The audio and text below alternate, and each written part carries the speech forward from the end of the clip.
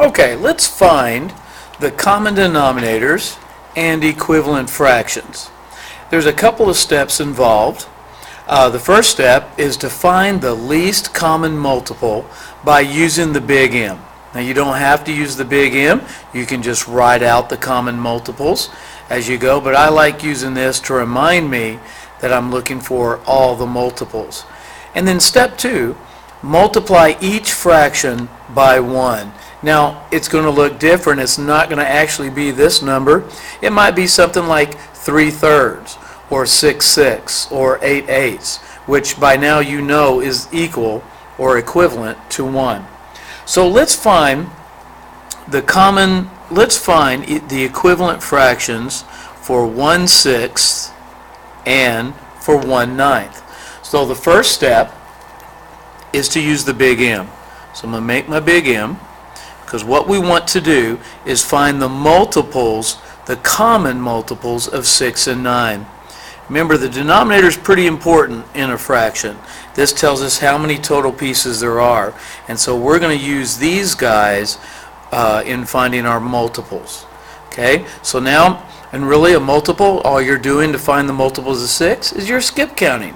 You're skip counting by 6's. So let's do that. 6 times 2 is 12, times 3 is 18, times 4 is 24, times 5 is 30, 6 times 6 is 36, 6 times 7 is 42, and I'm going to stop there for right now. Now I might have to go longer in order to find a common multiple, in the 9's. But let's see. So now we're going to do the common multiples for 9. 18, 9 times 3 is 27, 9 times 4 is 36, 9 times 5 is 45, 9 times 6 is 54. Okay, so far I've written some of the multiples for 6 and 9. Now what I want to do is I want to circle the common multiples. What do 6 and 9 have in common? And it looks like they have 18 and 36 in common. Now, according to my first step, I need to find the least common multiple, which is 18. Now he's going to become my new denominator, or my least common denominator. Okay, so 18, I want to change my 6 into 18. I want to change my 9ths into 18. So I'm going to put my 18 over here, because I want to change him into 18. And I want to put my 18 over here, because this is going to be my new denominators. Now what I'm going to do is I'm going to find an equivalent fraction. What is equal or equivalent to 1/9? How many 18s is equivalent to 1/9? How many 18s is equal or equivalent to 1/6? Okay, so now my second step, multiply each fraction by 1. Now I can't really multiply by 1. What I'm going to do though is I'm going to say to myself, 9 times what equals 18? Well, I know 9 times 2 equals 18. And whatever I do here, I'm multiplying by 2. I have to be fair and multiply by 2 here. And that's where I get my 1. 2 halves is equal to 1. 1 whole. So now I can multiply 1 times 2 equals 2. So what I'm saying is 1/9 is equal to 2/18. Now I'm going to do the same over here. 6 times what equals 18? Well, I know it's 1, 2, 3. 6 times 3.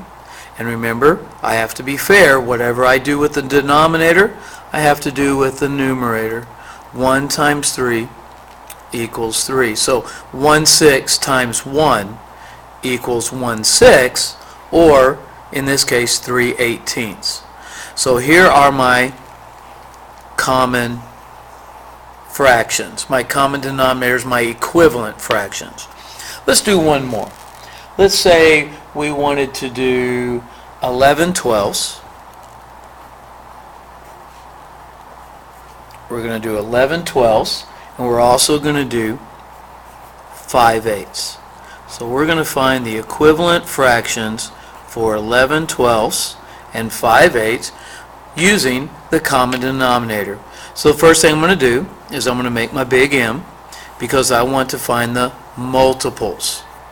Alright, and I'm going to use my denominators because I eventually want to find the least common denominator. So let's do our multiples of 8. 8 times 2 is 16. 8 times 3 is 24. 8 times 4 is 32. 8 times 5 is 40. 8 times 6 is 48. I'm going to stop right there. And I'm going to try my 12s.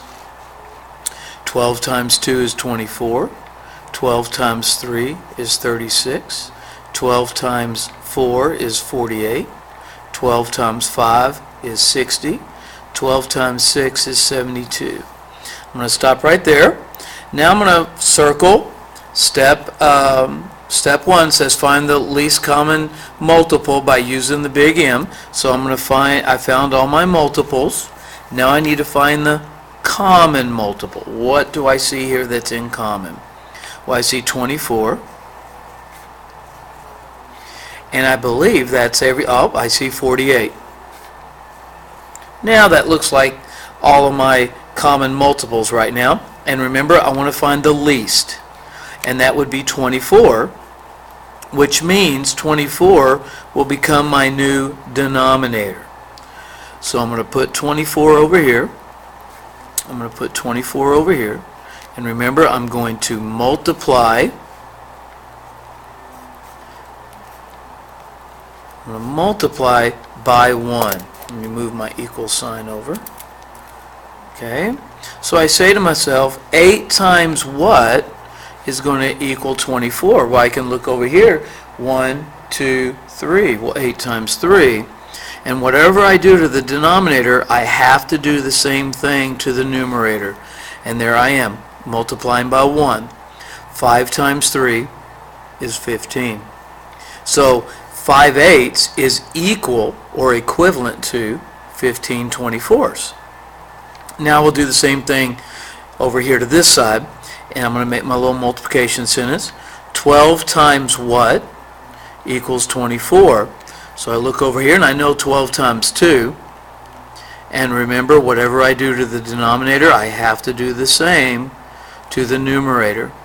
So 11 times 2 is 22. So 11 twelfths is equivalent or equal to 22 24ths. And there are my equivalent fractions.